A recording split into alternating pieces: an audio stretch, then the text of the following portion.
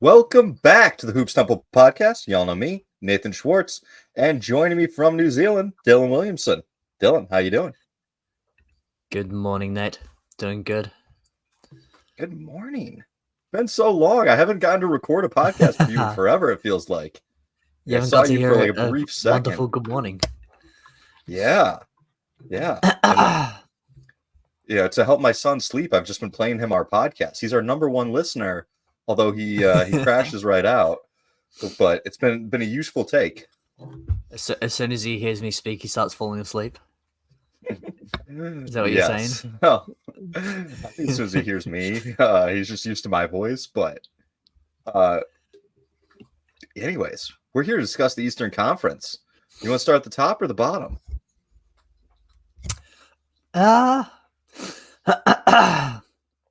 Let's not bury the lead. Let's start at the top.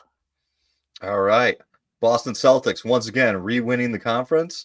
So I think we're both in agreement on that. Although we do have them kind of, what did they get last year for wins-wise? They got 64 wins. We're both significantly below that. What is your pessimism about Boston winning fewer regular season games? I think it's not just us. Everyone's a little bit down on them this year. The Vegas over-unders, I did at 58.5. That was from Caesars. You can get different numbers. But I think it's two things. Firstly, Porzingis is out for an extended period. Aaron and I ranked him as, I think, a top 40 player in the NBA. Wild. before maybe improperly considering the fact that he was going to miss 40 games this year, and so expecting a bit of a drop off in defense there. The Celtics have a lot of other really good defensive personnel. They're very well coached, and so the defense I'm still projecting to be pretty solid. But taking a step back there, and then offensively, like they shouldn't be too much worse. Like, playing 5 out, they can still do that with Al Horford. If anything, he knocked down a higher percentage of his 3-pointers, so the offense should still be good. I've still got Tatum and Brown and White and Holiday. The bench is maybe even a little bit better this year, outside of the fact that Horford becomes a starter, so they lose him. Lonnie Walker could be a guy that actually makes a contribution this year, God willing. And so a little bit of a step back on offense. Like, I'm also expecting like a bit of a hangover, as much as like their coach is psychotic, and will motivate them as much as possible. I think when you're easily the best team in the conference, which based on my win totals, I think they will be. And when you're the defending champion, I think it's a little bit harder to get up for those sort of every night contests. And so after talking all these negatives, 60 wins is my projection for the Boston Celtics, which is still over their Vegas over-under. Still, right at the top of the conference and the NBA. Yeah. I did take the under. I went for 58. I just do think that the loss of Porzingis for an extended period of time is going to be more greater felt than it was last year during the playoffs. Al Horford, they're already resting him on back-to-back games. I think asking him to play 30-plus minutes a night, he's going to look worse. I don't like Luke Cornett or Nemias Queta. Xavier Tillman's fine, but he gives up a lot of size. And I think the East, at least at the start of the year, is coming in as a big conference. Like, a lot of these teams are kind of playing two bigs and are going to be a bit more burly. So that's my hesitancy for them. I would also like to let the listeners know, and more so our YouTube listeners, that if you see me crying out of my right eye, I was rushing to eat my lunch when Dylan texted me because of the time change. And it has horseradish on it, and I poked myself in the eye with some horseradish. So I'm playing hurt, but I'm giving the people what they want. So for the YouTube videos, watches, that explains the tears. For the audio listeners, that explains the dripping noise that you may hear in the background. Yes. All right. Well, so if we think Boston's number one, we have Milwaukee as number two, and that's something that you and I agree on. But Aaron is against us this year. Actually, so is Jack. So, I think it might be pulling incorrectly because I have Milwaukee at 5. oh, you dropped Milwaukee, did you? Sorry. I was looking at our overall averages.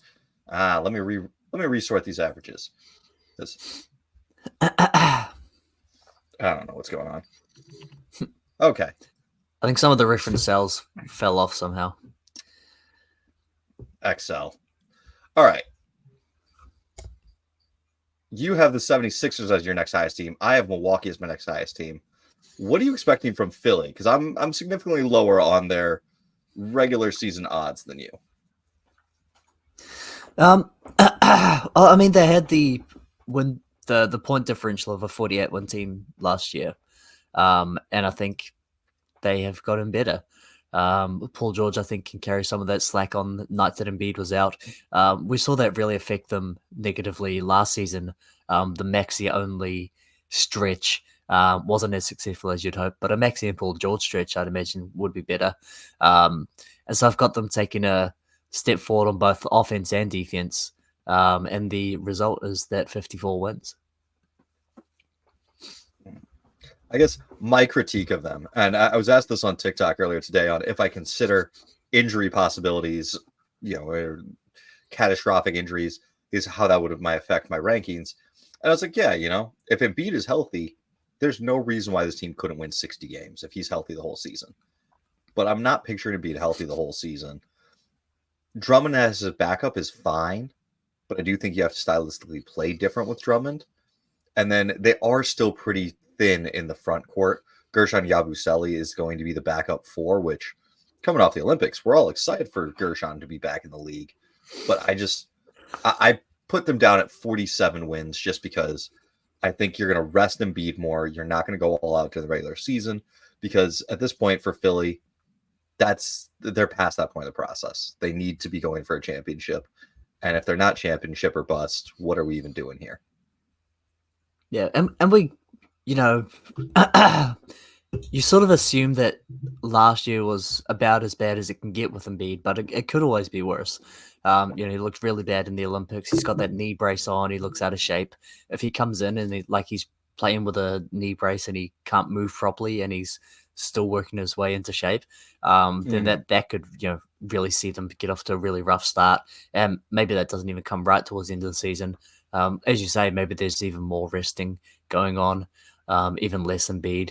And so, yeah, maybe that number, that is one way that we could see that number drop.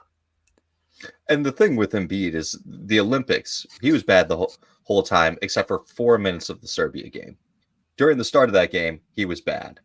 It's just they're able to wear down Jokic. And I love Zach Lowe for pointing this out, but that, they platooned Jokic, and then in the fourth quarter, after Jokic did all the heavy lifting, Embiid surpassed him.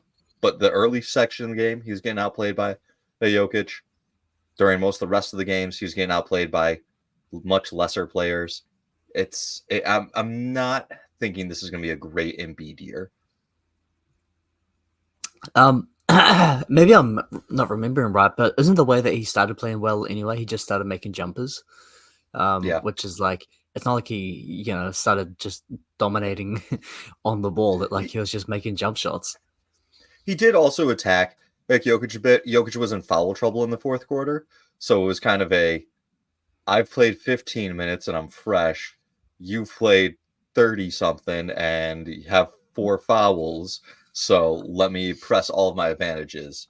Like if you could script it, you're basically tying an arm behind Jokic's back. So I'm just not a big fan of what I think Embiid is gonna bring to the table.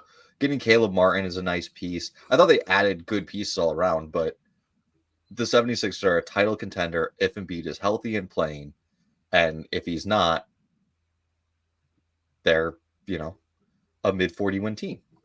You're actually talking me into your pessimism on these guys. This is already one that I'm feeling a little bit shaky on. It's pretty easy to be pessimistic on the 76ers. Can I talk you into some optimism on the Milwaukee Bucks?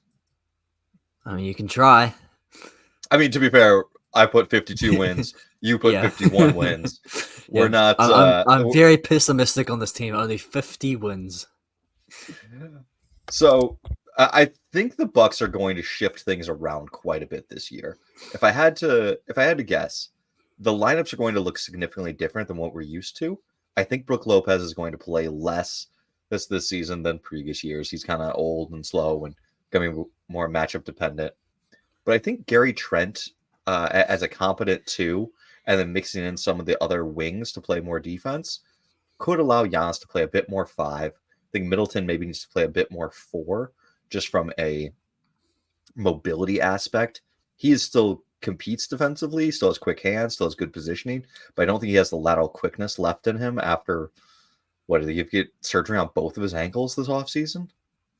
Like, but I think they could play really fast and be good. And I think that with both Giannis and Lillard, they have enough talent that they're, even if you have some injuries, they're never going to be that bad during the regular season. So do you think that their step forward is going to come on more on offense than on defense? So I had Gardy from the And One podcast on to discuss the Bucks. I'm still editing that. I'll probably post it before I post this one. But he pointed out that they were really good on defense at the start of the year, and then really good on offense in the second half of the year when Doc took over. What he was hoping for, and what I would agree with, is trying to find a good balance of, okay, if Giannis and Lillard have it going, Middleton's doesn't, and Middleton's slow defensively, we need to get in another defensive player. We can't go all offense. We can't go all defense. And so I think Gary Trent alone is going to be going to change things, because Patrick Beverley was their defensive upgrade last season, but he can't shoot or score. So you had Malik Beasley at the start of the year, starting at the two. Gary Trent's basically a Beasley clone from a catch and shoot numbers perspective, but he's also a really good defender, or a really disruptive defender. Lots of deflections, lots of steals. Maybe not a great on-ball defender. Yeah, so. and hopefully he can get back to that, because he kind of fell off in Toronto and lost minutes because he wasn't contributing defensively. And so I guess your projection for them is maybe that they instead of being top 5 in offense and 20th in defense, they move that up and end up sort of top 10 in both. Yeah, I would think top 10, but maybe 8 and 9 offense and defense. Sounds legit. Whereas in my predictions, I had them sort of figuring it out a little bit more on offense, and making a little bit of an offensive improvement, and a more modest defensive improvement, because I do think their personnel is probably a little bit better this year as well. You just look at some of the bench pieces. The bench pieces that they have are defensive bench pieces. If you're taking off a starter, you're putting on DeLon Wright, you're putting on Andre Jackson, you're putting on Did Taurean Prince do a great job as a defensive stopper for the Lakers? He had moments when he hit threes, he played better defense. He kind of, it was definitely in his head. If he was playing well, he tried hard and was a good defender. If he was playing poorly on both ends, or if he was playing poorly, it would be on both ends and be absolutely miserable, and you'd want to jettison him to the sun. Could still be an upgrade for this team that had really no real depth. Oh yeah. This team needs someone else. I mean, the Pat Connaughton fall off was hurtful, because I would say 2 years ago he was worse than Grayson Allen, but he wasn't that. It was fairly interchangeable. Well, to have one or the other. Last year, Connaughton didn't have it. And then we'll really have to see. Will Doc trust any of the young guys? Can AJ Green get some minutes? Can AJ Johnson play? Who's going to get any time, if anyone? Doesn't Taurean Prince seem like a Doc Rivers guy? Yeah, unfortunately. Just one of these guys that's going to end up playing a whole bunch of minutes. Yeah. You're going to Doc, he's not good. Yes, if Taurean Prince is getting 25 minutes a night, which is not an unbelievable sum of minutes, then the Bucks will be in real trouble. But we're going to pretend that's not going to happen. We're going to pretend. Okay. Should we go to I think we go to the to big news team, to the big news team, the city where dreams are made, the but Big not dreams of Apple. playing with all of your college teammates. No, no, Dante DiVincenzo. Okay, have you seen the kind of Dante was unhappy coming off the bench stuff? Yeah, Do yeah, you yeah. buy that? Like, because I mean, it would suck to come off the bench after you just started, but I also feel like that's a little bit of like insidery Knicks trying to leak this so that way people aren't as mad at them for trading away Dante. Do you, do you remember who first reported it? That's the trouble with like Woj being gone is that you Mm-hmm. know who like Woj's biases were, and you know that he was like Mm-hmm. CAA biased.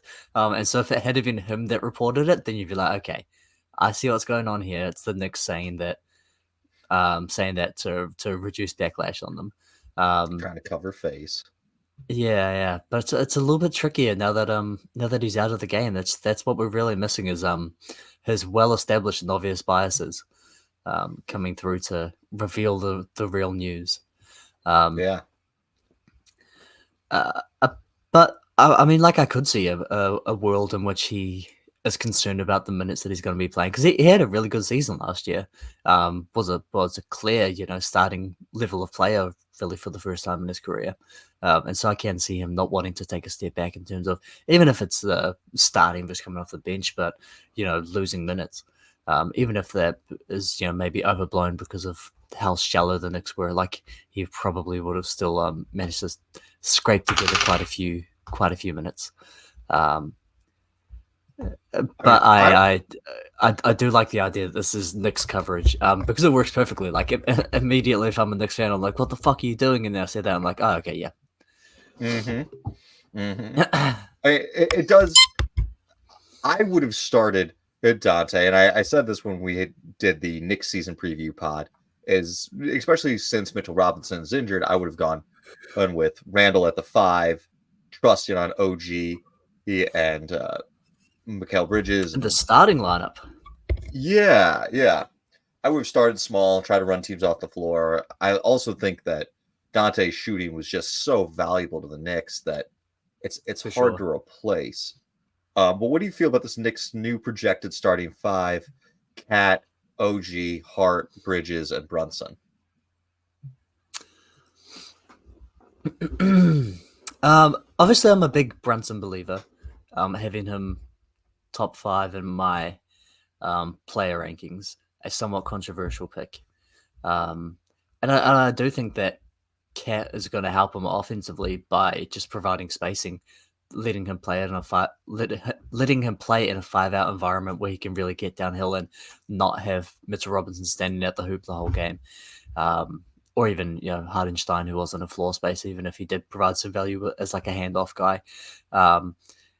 And so, from an offensive perspective, I do like it. Your worst shooter becomes Josh Hart, who like shoots a good percentage on the shots that he does take, even if he's not very excited about taking them. If he's wide open, he does shoot a good percentage. And so, I think offensively, that's quite a nice lineup. And clearly, defensively, I think there's a step back that's about to occur. I think the defensive step back might be being a bit overstated.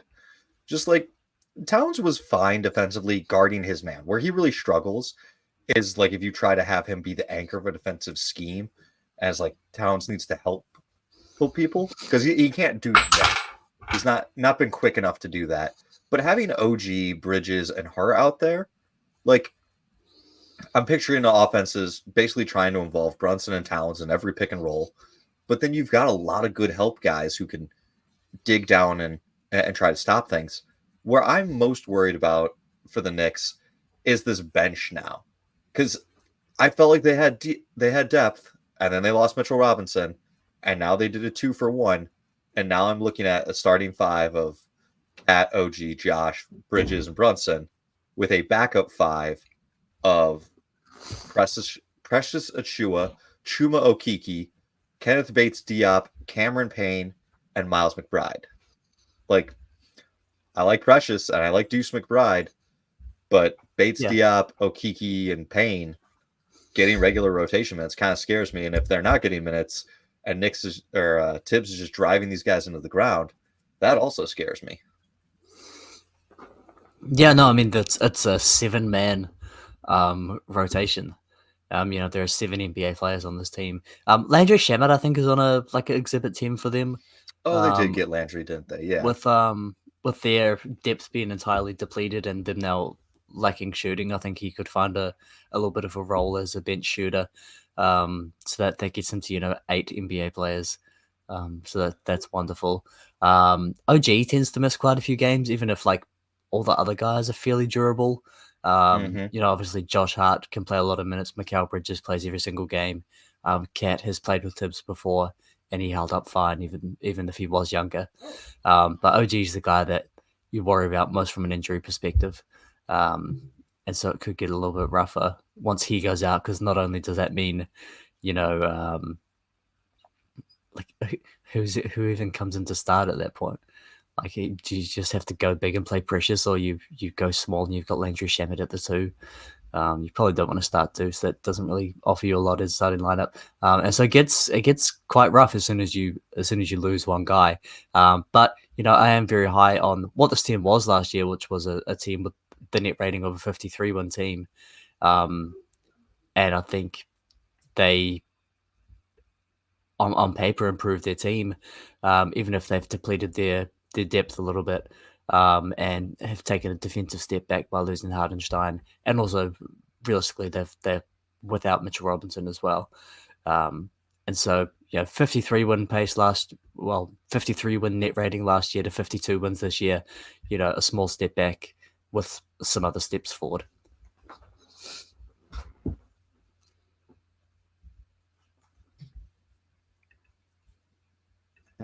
Oh, if they do lose OG, that's what I was thinking. Or they do have another entry, they are still potentially getting Mitchell Robinson back. He's just out for the next couple of weeks, maybe a month or two. Would you do the dual big lineup? How do you feel about Cat and Robinson together? I think you can do that. The other way that they lose Mitchell Robinson is that this trade is still not complete because they haven't figured out entirely the salary matching, and there's still a chance that Mitchell Robinson has to be involved in that. And so there is that way that you could lose him as well. If they do retain him, then I think that they improve their depth a lot more, and like maybe even would be inclined to start that way.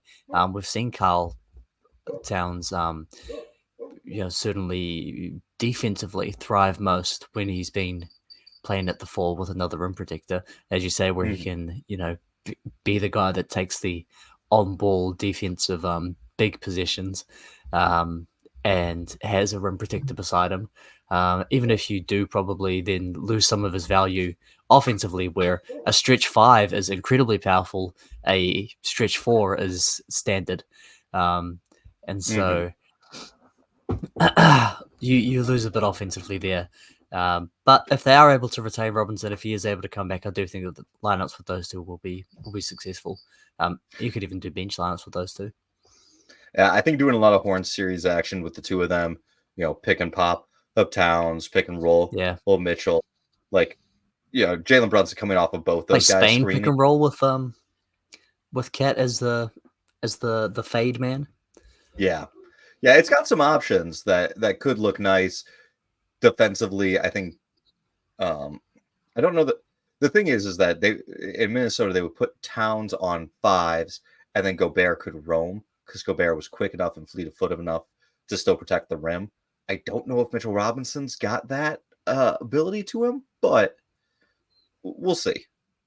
I think that's probably enough time on the Knicks if we're trying to get through all of the Eastern Conference. What You what had the was your Knicks. projection on the Knicks? My projection for the Knicks is 47 wins. And that's a bit of just the depletion, the loss of depth. Hmm. I do think the starting five is.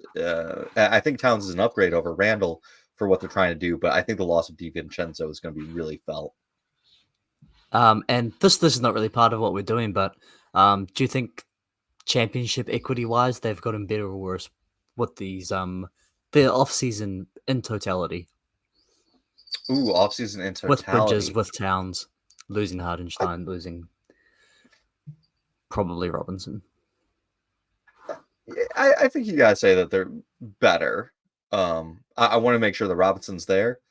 But if it's the deal as constructed as we know today, with Randall and Dante going out, and Robinson's just going to be hurt for the next month, but be back supposedly sometime this year, I think they're better. I do think they've traded away a lot of pieces. Is that the continuity is going to be a factor. Can they rebuild? Can they figure things out? And doing it this late in the offseason where supposedly, or the coach's staff's probably coming in with one thought and now has to change their plan up on the fly, basically the start of changing training camp. I think that's going to hurt, but I do think they'll figure it out. Just going to take a little bit longer during the regular season. Very good. And right. seed wise, where did you end up with New York? With the Knicks, I had them kind of tied 4 or 5. Okay. But I do think we both have a 5th team that's crashing the top 4, which not championship equity wise. I think we would both agree. And maybe correct me if I'm wrong. But the 4 contenders out of the East are Bucks, Celtics, 76ers, and Knicks. We each, though, have the Cavs in the top 4 for regular season rankings. And for me, a big part of that was just they were bitten so hard by the injury bug last year. You had Mitchell missing time, you had Garland missing time, you had Allen missing time, you had Mobley missing time. They're well built to withstand those injuries. I don't think necessarily that you see a ton gained by having all of those players healthy because there's a lot of positional overlap. But I think they can withstand injuries really well as a team. And if they do have their whole starting 5 there, that's a pretty solid starting 5 that can defend, can score, has good balances. And Max Strus really worked out well. Yeah, and if we assume even just like a modest improvement from them, either by the way of another year together, either by the way of internal improvement, they didn't add in on a free agency, but or the way of JT Thor. Don't be dissing JT Thor like that. So they didn't add in on a free agency. But if we, or the improvement comes by way of slightly better health. And that is a transition to our sponsor for this show. I'm just kidding. Did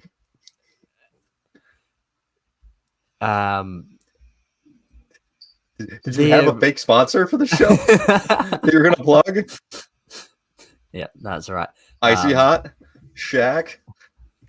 Shaq? What's Shaq? Shaquille O'Neal. He was an Icy Hot guy for a while. And I don't even know what that is. All Shaq Enterprises. Okay. But I'd expect a slight improvement from them, which Vegas does as well, actually. And so, yeah, just like and hopefully a bounce back year from Garland as well. He had pretty much the worst year possible last year. We took a massive step back. If his true play is somewhere between, the highs that he's had in the past and last year's low, then that's also an improvement. And even just the way that I think that the league has shaped around them, where my projection for their offensive and defensive rating is like a very small improvement on both, and the way that everyone else shapes out, that works out to a 50 win, a 3-win improvement on that, based on that projection. Yeah, I just think the added health. They also lost Dean Wade for a time. Sam Merrill looked like a really good shooter for last year. Like, I forget what he was catching shooter pull up threes. I was looking at the numbers. He was in the top 5. The guy just drills it. So I think they've got the right pieces, the right core group. If they're decently more healthy last year than this year, or this year than last year, they should be getting close to the 50 win and mark. The 6th place team. Did we both? Actually, no. We flip flop on our 5 and 6. Come on, or our 6 and 7. I've got a big tie. Dylan, what are you doing to me? I've got a 3-way tie for the what is that, the 4 seed. The 4 seed. Oh, I was ready to move on to the Orlando Magic, but I noticed that you've got the Pacers locked in there or just above them. Why do you think Indiana's going to be better than Orlando? Yeah, I had the Pacers based on their my projections for them come out at 50 wins this year. They had the net rating last year of a 47 win team. Their Vegas over under is 47 and a half. Pretty much the entire second half of the season they played with Tyrese Halliburton being forced to play when he shouldn't have by the NBA to make All NBA. And so his play in the second half was a huge drop off compared to his play in the first half. And so my projecting that Indiana will be the best offense in the league, that they'll be a 50-win team, and that Halliburton will be a top 10 player is based on the idea that I am making a bet that that first half of the season was more real, far more real to his true level of play than the second half was. And if I'm right, then that's the way that these things shake out. I think there's a couple of reasons to doubt that it being as real. One, just the brevity of how short it was. Two, the kind of volatility in his 3-point shooting. He had more games shooting sub 25% from 3 on at least 5 attempts, so making fewer than 1 out of 5, or 1 out of 5 or fewer, or than Steph Curry had the entire season in just those first like 20 something games. So I'm nervous about that regression. And the third reason is the kind of shift in the rule set where they started allowing guys to be a bit more physical, well, midway through the season, post All-Star break. I think that also hampered Halliburton in ways that go under discussed due to the injuries. So I'm kind of worried that they're not going to be as dynamic offensively. Also, some of the personnel shifts, they shifted to be a bit more of a balanced defensive team. So I don't think we're going to see nearly the same input or impact from Tyrese Halliburton. But everything else is still there, and with Pascal, they'll be a better defensive team. Yeah, and the other thing that you can say too is that in that first half of the season, where Halliburton had his incredible stretch where he was playing like maybe the best offensive player in the NBA, he was benefiting from playing with Buddy Hield, who, they did a lot of guard screens and ghost screens to create 3-point shots for either one of those guys, which really boosts your offense. Buddy Hield is a really high volume 3-point shooter. And can do it in with versatility. You can do it off the move, and so that's one thing that they did not replace. But they still ended with a 121.6 offensive rating last year, which was what was that, second? Just eyeballing it, yeah, I think second in the NBA. Even with that second half being such a step back, and so like I think that they'll be the number one this year, and then a slight improvement on defense as well gets them to that net rating of 51 team. Fair enough. I do think, and listeners should know this, we tried to limit ourselves to the exact number of wins possible, which is 1,230 wins. That will be however many wins there are this NBA season, and no matter who gets them. Doing so, we do end up kind of underrating a lot of teams because there will be a team that has a catastrophic injury, and then all of a sudden there's 20 more wins available to be spread amongst 10 teams or whoever gets lucky and plays them. So that is something I've noticed about our kind of rankings of doing this, but I think it's the right way to do it, the right way to prepare for this. Not only that, Nate, not only do I this year have I allocated the exact amount of wins, but based on the way that I've done it is project every team's offense and defensive rating, and use that to create a Pythagorean win expectation. And so not only do I have the exact amount of wins, but the average offensive rating is exactly equal to the average defensive rating. So we're in perfect balance. The average team wins 41 games. They each have the average team has an offensive and defensive rating of 115.6. So it is perfectly scientific. Nerd. Love it. Love it. All right. Up next, we'll at least go for what is this for me? My sixth team in the Orlando Magic. And I was kind of surprised when I did the Orlando Magic. I ended up with 46 wins after I talked with Carlos, aka Fever Takes on TikTok, and I came away so high on the Magic. There just aren't as many wins to go around. We discussed could the Magic win 50, and I thought that wasn't crazy, just with some internal development, some kind of regression to the mean of shooting. Like Franz Wagner last year fell off a cliff shooting wise. He was like 36% 2 years ago. Last year he was 28% from three. If that just bounces back up to like average, if Caldwell Pope's shooting is average, they're going to have a really good defensive team and could be solid as far as like shooting goes. Yeah, the difficulty that I ran into with them, I had them as a 45 win team that a 47 win net rating last year, and the Vegas over under that I've got recorded is 48.5.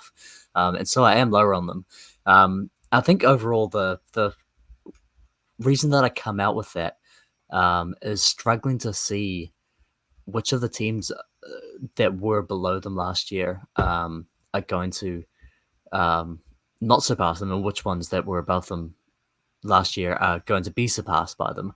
And so particularly offensively, I struggled to find improvements for them there. I do think the defense was maybe a little bit better than what their personnel would suggest.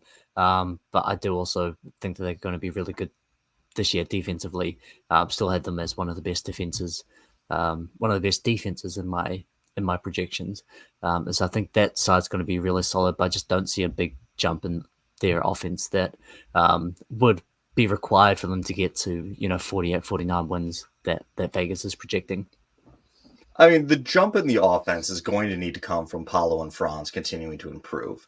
And Paulo is a recent number one pick. Like history suggests, those guys continue to improve and they get better. So when you're asking for that, I'm like, well, they added another piece that can score and defend KCP.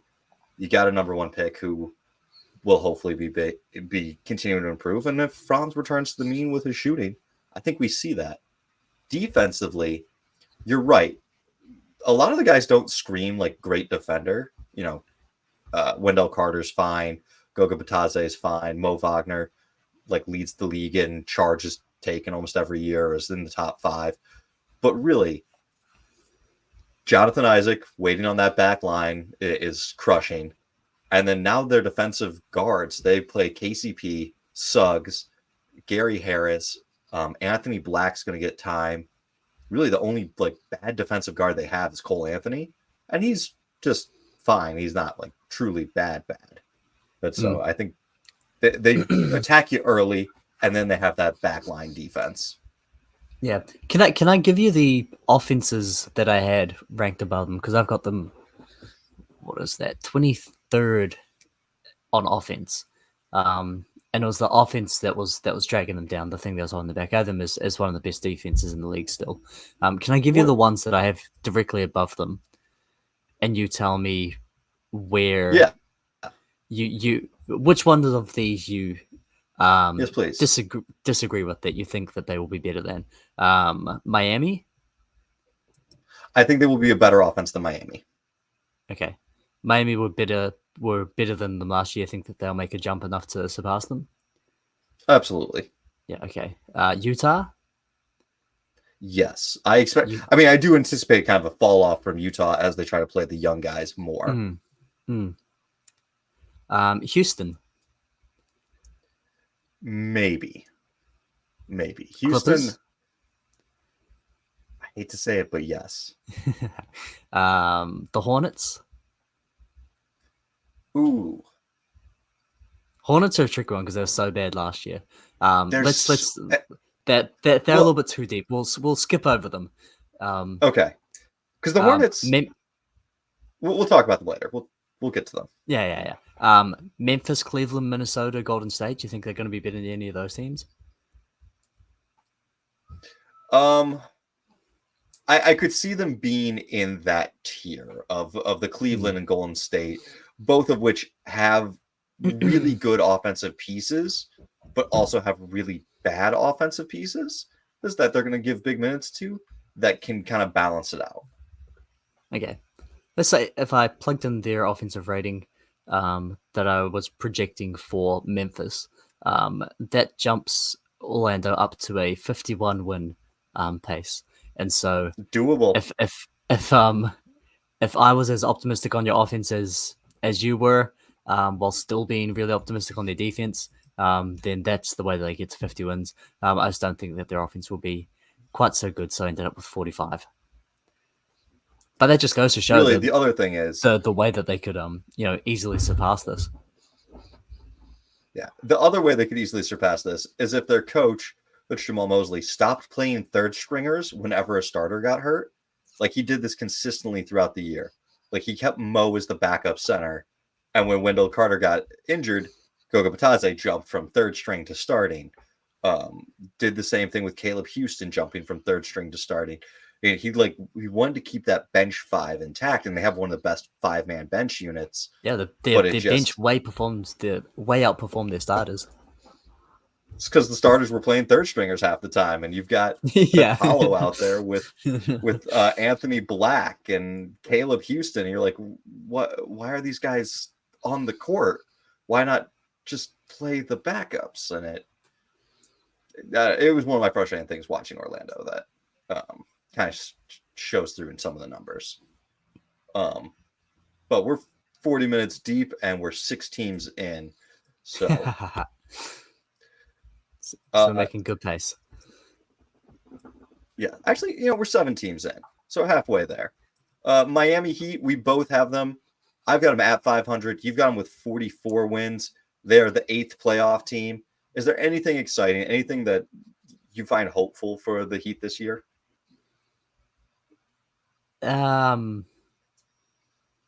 They maybe improve their bench. I mean, they're still really good at defense. They've still got the best coach in the NBA. They've still got maybe the best, defender by if you're weighing versatility, in Bam. So yeah, I think the defense will still be really good, and I think the offense will be worse. I had them right there with Orlando in the 20s. But they were a 45 win team last year. I think they'll be right about that this year as well, which Vegas agrees with. 44.5 is the number I have for them. They played at 45 wins last year, and I'm projecting them for 44. So, it's they're going to be much the same, I think.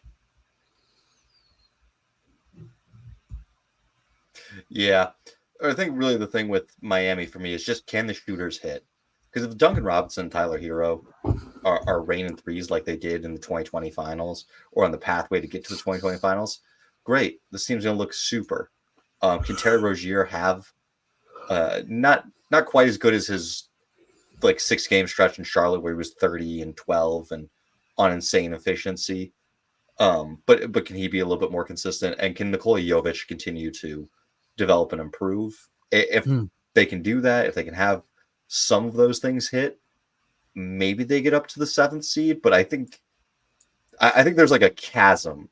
It's like the Miami Heat divide, where good teams that may be able to make the second round are above them, and teams that should potentially tank and pivot into the lottery are below them, with one potential exception. Yeah, and they also seem like the kind of team that is going to take care of bad teams, that at least get you some extra wins. Yeah, that one team, the one exception I said is the Atlanta Hawks. I've got them at 39 wins. You've got them at 37 wins. When I had our guest, this David Lee, on to discuss it, I don't believe he's in relation to the actual David Lee, but I should have asked. Warriors legend. Yeah, he made some strong points of they now have a lot more roster flexibility and are able to kind of play better lineups that they don't have to do with when they had Jamal Murray's big contract, because contracts kind of demand status. What do you think about the idea of that Dyson Daniels might just be a better fit playing off ball, and that the team can now just function a little bit better? Um, I don't think he's an off-ball player on offense is the trouble. He's not really a shooter. Hmm. His best offensive scheme is when he's got the ball. And Trey like compared to other ball dominant superstars is a better off-ball player than the average one. But like I don't think Dyson as an off-ball player really provides a lot of value. I think if anything, he's a slight liability there. But I am a big believer in his defense. I think he's a better defensive player than Jamal Murray is at this point, and so I think he's a very good fit next to Trae Young defensively, where he can take point guards if the point guard is not a big threat. He's got the size to guard some wings, and so I think that he will be a defensive improvement for them. But I think he's going to be a negative offensive player for them. DeJounte Murray, not Jamal Murray. He's a better defender than both. I mean, yeah. Yeah, Jamal Murray's just catching strays, Just catching strays. just for no I mean, reason. he's like, I know, Like I'm he's not a that better great of a defender defender. than this random point guy. He's like, where the fuck did that come from? The Hawks do also have other good defense pieces. They've acquired Larry Nance Jr. in the trade as well. I don't know how much he's going to play. I think that the ball movement's going to be a lot better. Instead of Trey isoing and then kicking it to Murray and then Murray isoing, what Dyson Daniels at least does is quick ball movement. And so if you're giving him Vic Krejci, Bojan Bogdanovic out there, you've got guys who, if they're not shooters like Dyson, they're at least going to move the ball well. And I thought that I think that's going to be really helpful with the team. You also have younger guys who are going to look to push more. Vic gets out and run. He's got good size. Dyson will run. Jalen Johnson, if you can get a little bit more easy baskets in transition, I think that could help Atlanta be a more efficient offense as well. Yeah, I've really struggled with this team because you add all those things up, and then you also consider that they had like basically the worst possible season from Trae Young last year, where he struggled with injury and really for the first time, they weren't an elite offense when he was on the floor for like the first time in his career, and so you expect some bounce back there, but it's like then you also factor in well he could still get hurt again. Dyson's probably a worse offensive player than DeJounte, both as a starter and running benches. They're probably going to have to play a rookie big minutes. Even if I'm not a fan of Sadiq Bey, at least he's like a vaguely rotational NBA player who they've lost and replaced with a rookie.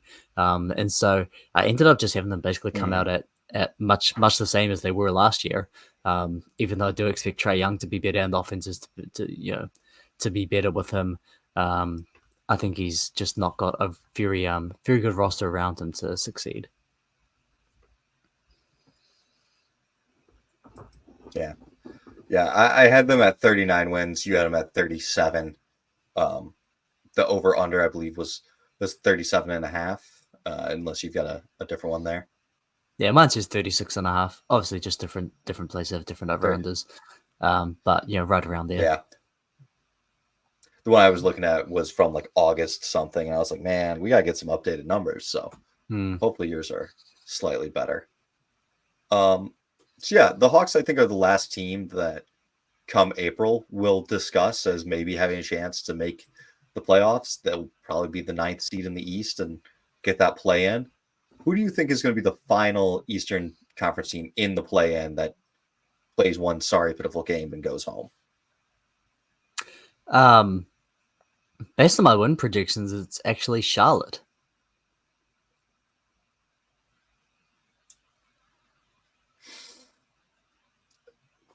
I tried to talk Aaron into Charlotte, and I actually I'm higher on both Charlotte and Toronto, who you've got battling it out for the 10 and the 11. I'm higher on both of them than you guys are. But my just general thoughts with Charlotte are if Mark Williams and LaMelo Ball can be healthy and you get some year 2 Brandon Miller improvement, that's a good team, right? Like, I mean, not good, but like that's how you improve. That's 3 quality pieces that either didn't play last year with LaMelo and Mark Williams' injury, or just got better with age in Brandon Miller's case. So I think that's an easy path forward to improvement. Yeah, and every season that LaMelo's been healthy, the Hornets have been a good offensive team. They struggled last year when he barely played. But you'd expect like some offensive improvement there. Charlotte and Toronto are actually two that I struggled with, where like I feel like those numbers are low. I would, in a vacuum, like to be higher on them. Particularly Toronto. I really would have liked to give more wins to. But just like the based on the rest of the league, like it just couldn't add up. And so yeah, like I've got Charlotte taking a step forward on offense, actually quite a big step forward on offense. Defense probably around the same. And so the case for their defense improving, I think, is Grant Williams got there the second half of the year. Mark Williams was hurt already. If you have Grant and Mark out there together, that could be a good defensive back line. If Brandon Miller improves, he's got a lot of wingspan, a lot of length. I think like they have some room for improvement on defense, but I would agree not a ton, and especially if LaMelo is getting the majority of the minutes. Yeah, that's what I was going to say. And then they've got room for getting worse because LaMelo's going to play more, in theory. Yeah. But yeah, like that, they're a tricky one. On paper, like I would have liked to pick them for like in the 30s, like a low 30 win team. Same with Toronto. But yeah, there's just like there's a lot of good teams in the NBA. Fair enough. For the Raptors, first piece of it, I'm nervous that we won't see the same RJ Barrett and quickly that we got immediately post trade, because they were fantastic immediately post trade.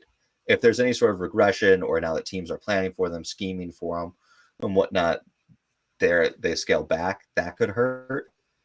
I don't think Jakob Poeltl is as good as he once was. And then I don't really know who's going to take over that shooting guard spot. Bruce Brown's already injured. Ochai Agbaji and Grady Dick are the next two most likely guys. And while I like Grady Dick, I do think he's going to give up a lot on the defensive end. And if you've already got Emmanuel Quickly out there, and not a great rim protecting center, I could see Toronto falling short of expectation. And yeah, maybe that's the ultimate conclusion that I did come to, that I was forced into making, is that, like, I like Quickly, I like Barrett, I like Scotty Barnes. Jakob Poeltl is like, I don't know, like the 20th best starting center in the league. So that's fine. And then like they might have the worst starting shooting guard in the league, and they might have the worst bench in the league. If any of their guys get hurt, that's going to really cost them games. And then, Toronto is also a team that will tank hard as they get towards the end of the season. If they are not in that play-in mix, they will put out some horrendous lineups to lose games.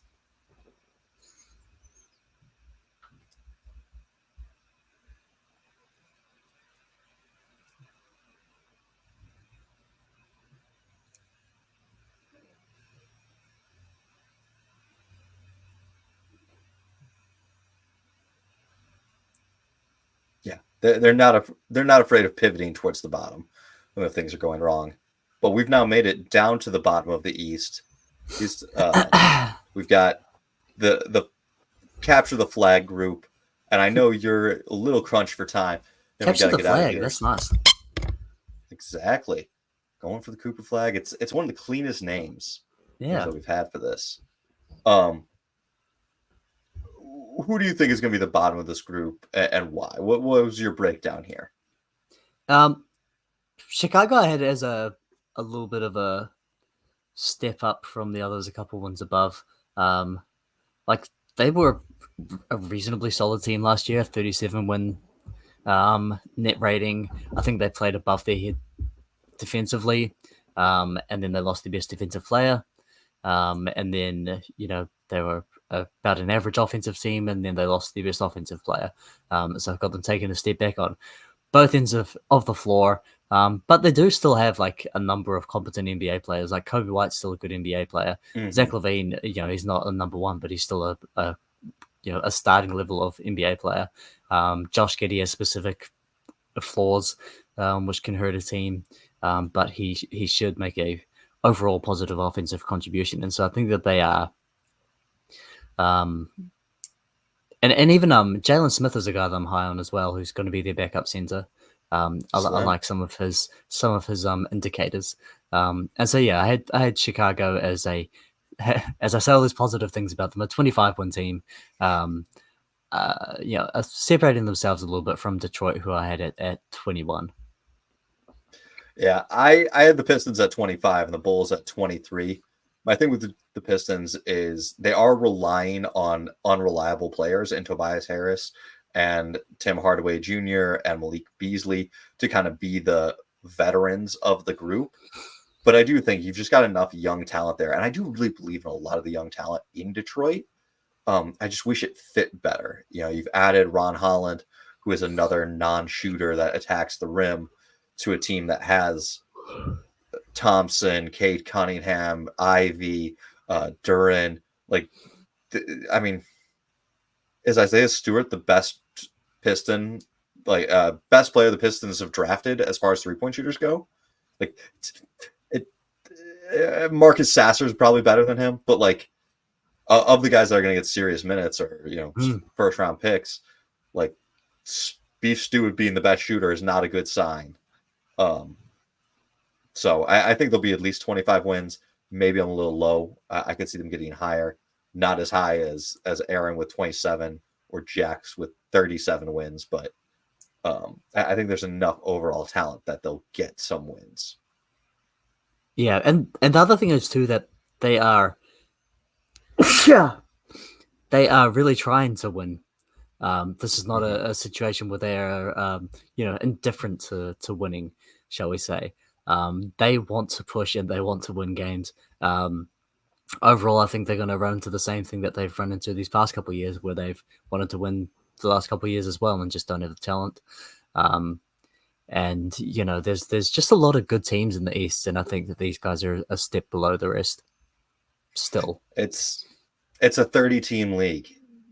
You can have a lot of talent and still not be that good just because it's a very talented league, and we got to get some expansion in here. We got to add the Las Vegas Knights, the Seattle Supersonics, the Virginia Squires. Get as many teams in to try to boost up these back teams.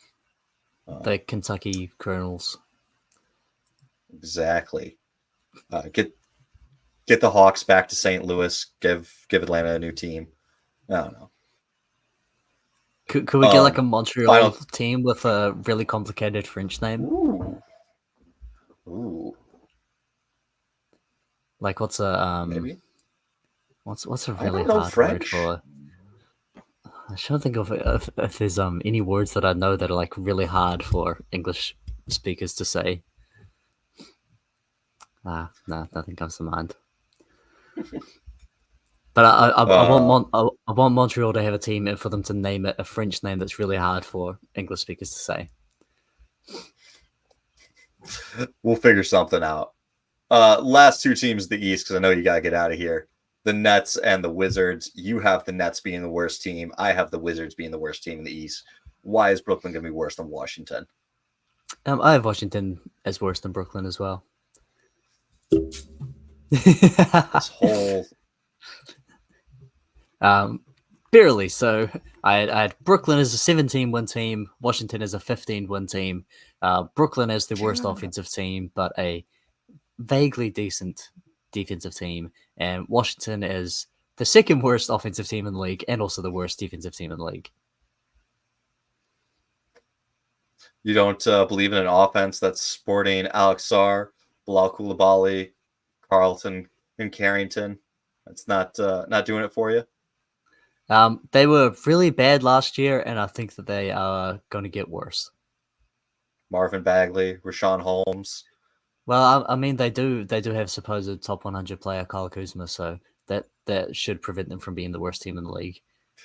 Listen, Kyle Kuzma bullied through the Pistons and single-handedly carried them to a win at one point. So, a win. Hey. Does the over-under for these guys seem insane? I've got it as 20.5. Does that seem like maybe Vegas just doesn't like to pick super low, or it makes it difficult? Yeah, but like 20.5 seems like. I mean, they won 19 games last year. They got them better. I don't think so. I think I've got them worse. if they have decent health, like I don't trust that Malcolm Brogdon's going to play 60 games for them. I think that he's going to break down. I also think Jonas Valanciunas, they talked about it when they signed him as being a guy that helped mentor Sar and then someone they'd move off of at the deadline. Maybe they don't move off of him. Maybe Sar is actually just really bad, and so they don't play him as much, and they go with Corey Kispert or Kuzma out there more. Like I think he will be really bad, and I think they'll still play him. there are ways that they could be better. I don't think they want to be better. I think they will intentionally be worse than a 20-win team. Kind of same thing with the Nets, where the Nets have decent defensive pieces in Nick Claxton, Cam Johnson, Dorian Finney-Smith, and decent Dennis Schroeder, Ben Simmons. Yeah, Killian Hayes. Is there a more depressing point guard rotation than Dennis Schroeder, Ben Simmons, and Killian Hayes? Like just seeing that on depth chart. Man. But like the Nets have some potential to be good, or not good, but like to be a 30-win team. I just don't think they're going to embrace it. I think they will continue to make moves and sell off pieces to try to be as bad as possible. Yeah, and the way that they like do get close to 20 wins is like they just keep everyone, and maybe they, for some reason, prioritize playing good players over playing their developmental players. Like they go more to Kispert and more to Kuzma and less to, who'd you say they had? Freaking Bob Carrington and Alex Sarr. Yeah. Like they could put together a like semi-competent NBA offense if they play their veterans, and like Valanciunas will like get some offensive rebounds and do some set some good screens and shit to improve the team. But yeah, like they don't have an incentive to win 20 games over winning 15 games. And like the Nets don't have young players that they've drafted that they're trying to develop as much. It's not like they have a 19-year-old rookie that they're like, let's give him a ton of minutes. Washington does. Washington has every incentive to give those guys more minutes and be bad intentionally. Brooklyn doesn't have that. Yeah, Brooklyn's just all Cam Thomas. It's like, how bad can he be? Bad. I mean, he'll be fun. He might be the worst player to record multiple 50-point games. Like there'll be a list of most 50-point games in a season. It'll be like Michael Jordan, James Harden, Kobe Bryant, Cam Thomas, and you're just gonna be like, what? How did Cam Thomas get on this list? Yeah. If I said 1.5 50-point games this year for Cam Thomas. I'll go over, and I'll give you an over-under as well. Over-under 30 usage and over-under 50% true shooting. Oh God.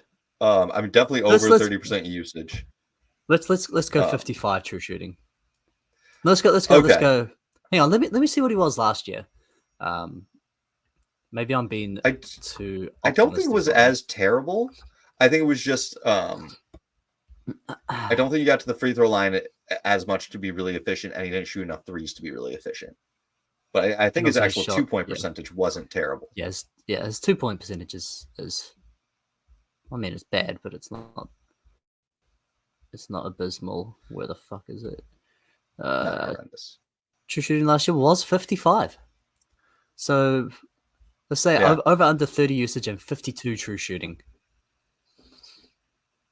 Over on both. I like me some Cam Thomas. Nice. All right. Well, Dylan, where can people find you? Researching how to properly convert daylight savings time to give my podcast host the correct time of day to record. We appreciate it. You can find me, Nate_HoopsTemple on TikTok. You can email the show, hoopstemple@gmail.com. Let us know what Eastern Conference team you think should be higher or lower in our rankings. And just real quick before we close out, because I forgot to do this a minute ago, our win projections, Aaron, Jack, Dylan, and myself, we have the Boston Celtics with 61 wins. We have the 76ers with 51 wins. The Bucks 50.5. The Knicks 50. Cavaliers 48.5. Orlando and Indiana both at 46. Miami with 43. Atlanta 38. Charlotte 29. Sorry, I skipped over Toronto because these are not sorted properly. Toronto had 32. Then Pistons with 27.5. Bulls with 22. Nets 18.5. Wizards 16.25. Good Those are luck good to all these numbers. Eastern Conference franchises. I like them. I think we win. But thank you all for listening. We hope you all have a great week. Catch you next week. I hope you all enjoy